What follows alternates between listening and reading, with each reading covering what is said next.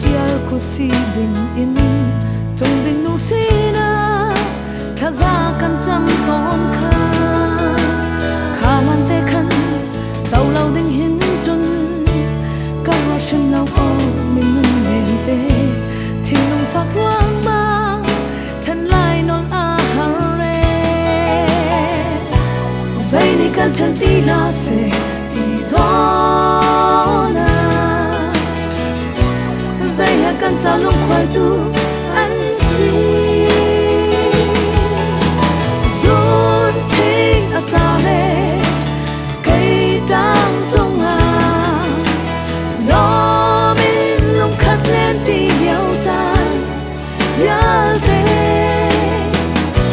chim ti lai lâu nâng thong in kai ta an ka bia kan do tuk na ti ton kha zon the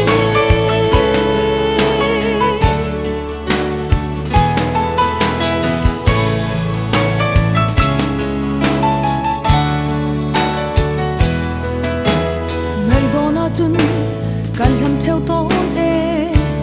mo su lu phing let lang shon tha kha izan mang ta a len di te na mo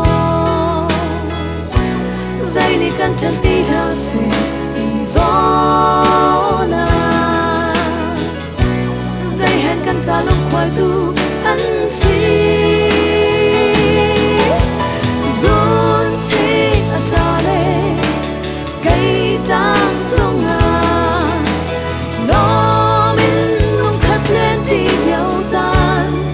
ya de che ti lai lâu nun